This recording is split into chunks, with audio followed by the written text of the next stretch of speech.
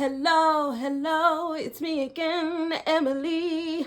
Welcome back to my channel. So in today's reading, we'll be looking into the collective message. What does everyone need to know right now, including me? And yeah, I'll just see what the energy of the reading is as we dive into it. If you'd like to see more from me, don't forget to like, comment, to tell me what you thought of this reading, and subscribe to see more from me and to support my channel. All right, so excuse the lighting right now. It's because there's no natural light. It's dark outside, so I'm using the overhead light, which is not the best, but we gotta do what we can, you know. So as I was getting into the reading, or as I was setting up the reading, I wanted boxes from different decks, and I wanted the colors purple and pink to show up in your reading. The color pink is the heart chakra. So as a collective, we're being asked to make heart-centered decisions. Like, we can get so lost in our heads to make logical decisions because it will be good for this and it'll be good for that, and what about this and what about that. But what does your heart want? If you make that decision based on logic, will you be happy or will you be miserable? You know, will your heart skip a beat every time you think of it, or will your heart sink every time you think of it? All right, so that's the main message here, is to be heart-centered and be empathetic as well. We need to show empathy to others because we don't know what other people have been through. They could have been through the worst possible things, and then you're saying something that triggers them, and now they're going through this whole thing. Like, it does take a lot to center yourself. I'm not saying that we should not be ourselves, but it's about taking consideration for others and how they feel. You know, they may think differently to us. So we must have the heart to be like, okay, I consider you and I understand you. I understand how you feel. I understand how you think. So I will pay attention to the words I speak. Pay attention to how I treat you, because maybe I treat people a certain way, but you need like a special kind of way of being around you, you know what I mean? And also with the color purple, that is the color of the crown chakra. Being open, being open-minded, being open to different messages that you might receive, and delivering those messages from the heart, like a really nice and empathetic way. So we're being called to our crown chakra, third eye, throat chakra, and heart chakra in this reading today, with all the pink, purple, and how we communicate messages, how we express ourselves, and how it will come across to others. So yeah, how do you express yourself, and how can you adjust depending on the person you're talking to? I'm not seeing this as what kind of impression do people get from you, but more of being aware of other people, being aware of their own limits, being aware of their capacity, being aware of how they need to be treated, not want, but need to be treated, because different people have been through different things and we need to adjust accordingly. Wow, so let's see from the tarot deck. I'll be interested to see if these messages come out in the cards too. Okay, so what messages do we have for the collective? What do I need to know? What does everyone need to know?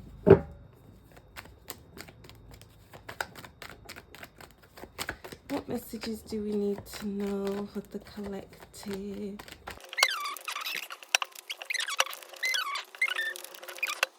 So we have the Five of Swords,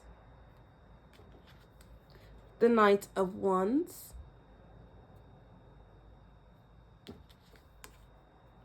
the Nine of Chalices in reverse.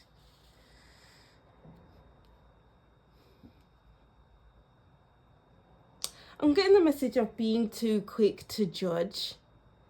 Being too quick.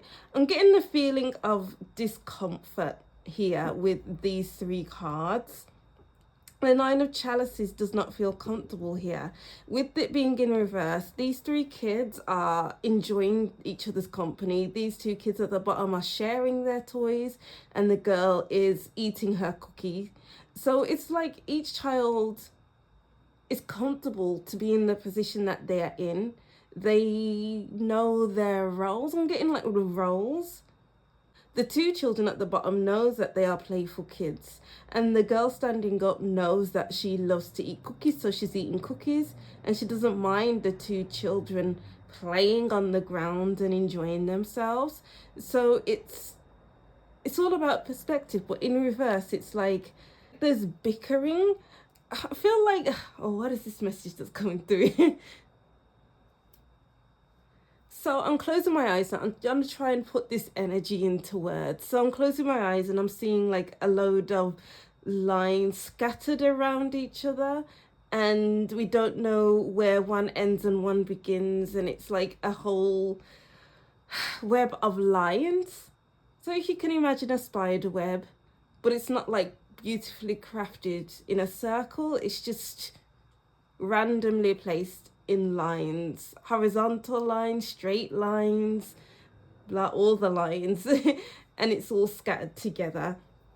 And there's no unity, there's no form, there's no strategy towards it. At what point do we say, okay, these lines, this is too scattered for me, I'm not comfortable here, I don't feel at peace? Because the Five of Swords is not a very peaceful card. The Nine of Chalices in reverse is not really peaceful. It's lacking satisfaction. The Knight of Wands wants satisfaction to feed his energy, to know that he's alive or they're alive. I'm getting like a stagnant energy here, but this energy is very much alive. What will put a light in your eyes, group? What will put a light in your eyes, collective? I'm getting, you know, when you're talking to someone and you can clearly see that they're not happy, you can see it in their eyes, you can see it in the way that they walk, you can just get that energy from them. And that's the kind of vibe I'm getting here from the Nine of Chalices reverse and the Five of Swords. Like, their eyes are quite sad and they look quite disheveled as well. They want freedom. So it's kind of like, what is making you feel like you are lacking the light in your eyes? And what will give you light in your eyes, collective? Ooh, we have the Four of Pentacles. And the Hanged Man. Don't know why I said it like that.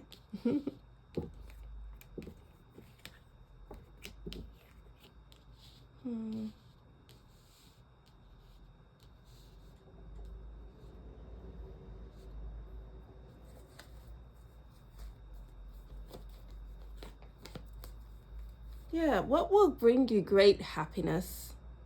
Is there something that needs to be said that's kind of blocking you?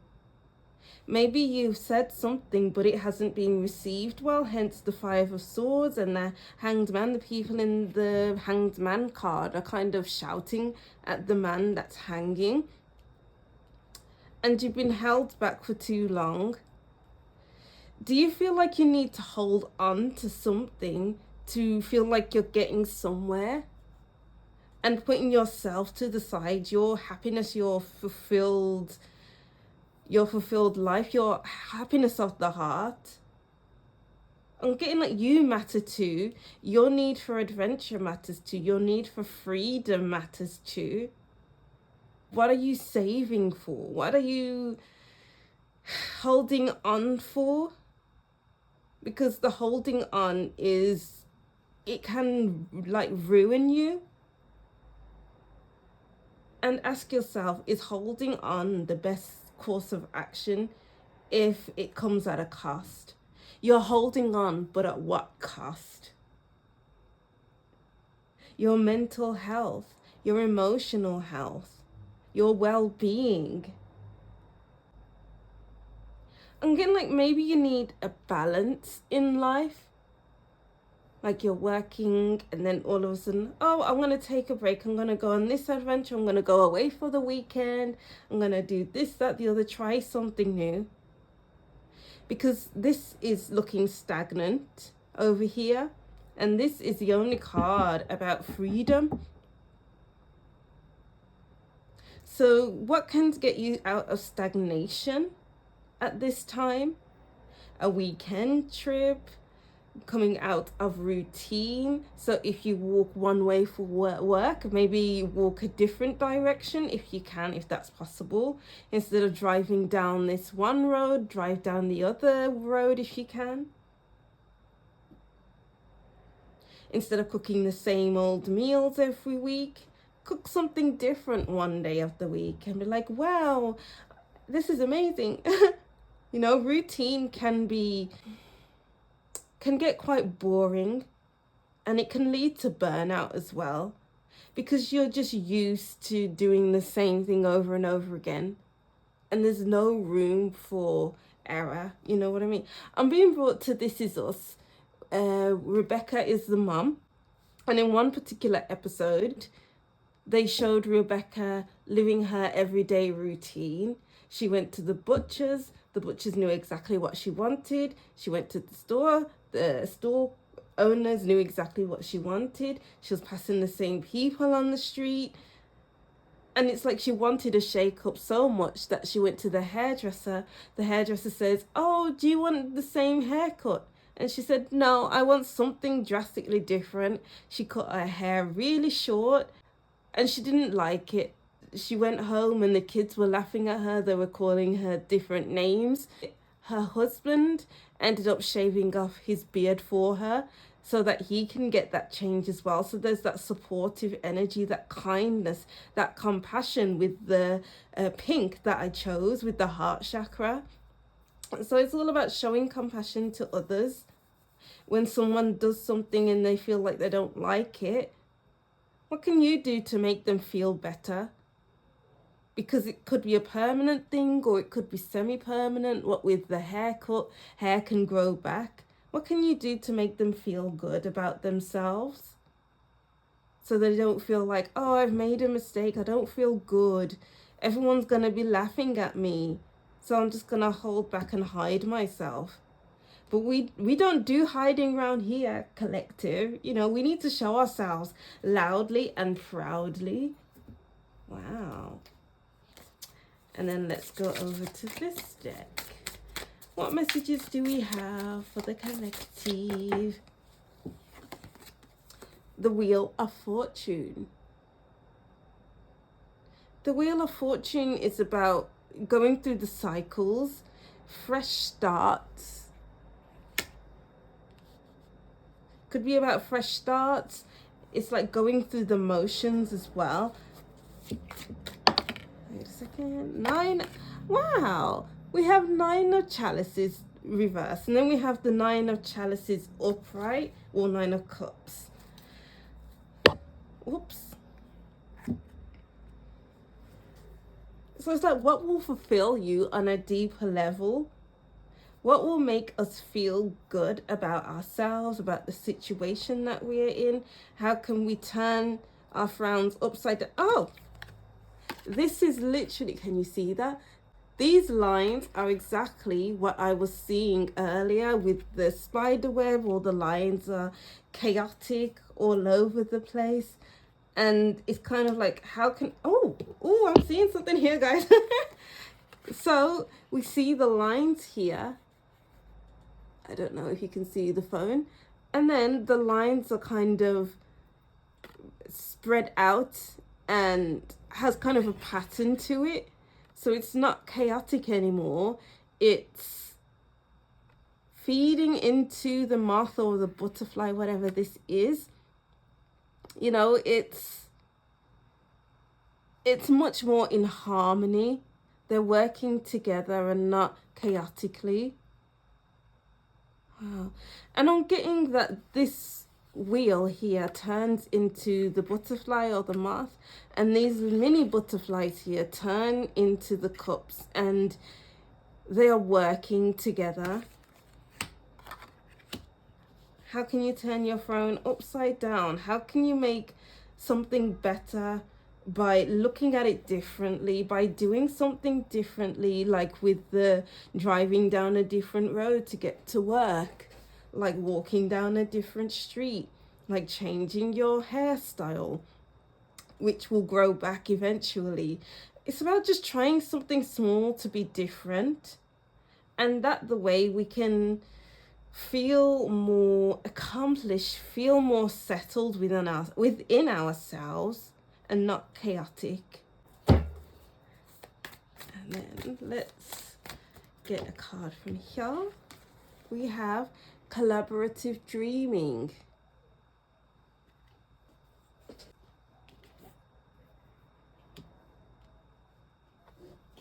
Yep, exactly. We have to work together. I'm getting the saying of it takes a village to raise a child, and many things we can't do it alone. Sometimes when we're in a bad mood, sometimes we can't pick ourselves up. Sometimes we try all the things that will usually make us happy, but it doesn't work. But then someone else comes in, and then they instantly build our confidence or makes us feel happy again. So some things we can't do on our own, and some things we can do with others, but just make sure it's the right person. Otherwise it can feel chaotic, like a chaotic mess.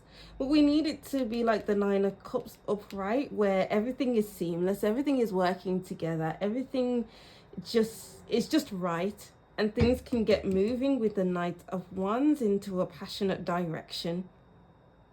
This over here is lacking passion, and this over here it has all the passion. We can work with the right people and we can work with the wrong people. It just depends. And with the number 8, I'm getting like a situation can go on and on and on and on and on. If we're not careful, we can go up into the same cycle. We can go into the same cycle without even realize it until we wake up like, oh, okay, we're here, so I guess I'll just pivot and go here instead. And then life is better. We flipped it on its head so that the number 8 feels better, because the letter 8, the number 8 can be flipped, but it's still the same but different. And then we have number 2, which is all about togetherness and being together, being in harmony with ourselves and others as well, because it's all about partnership. And then 8 adds up to number 10, which equates to a number 1. It's all about what will make us feel good. Putting ourselves first, but then at the same time, being around people who are on the same wavelength as us, who will make us feel good and we are able to collaborate with seamlessly and effortlessly, so that it's not chaos. It just goes together, and those messages kept going on in the same direction. So let's move on to your last cards.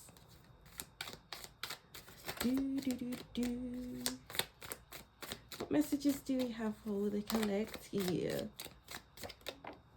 We have Valley.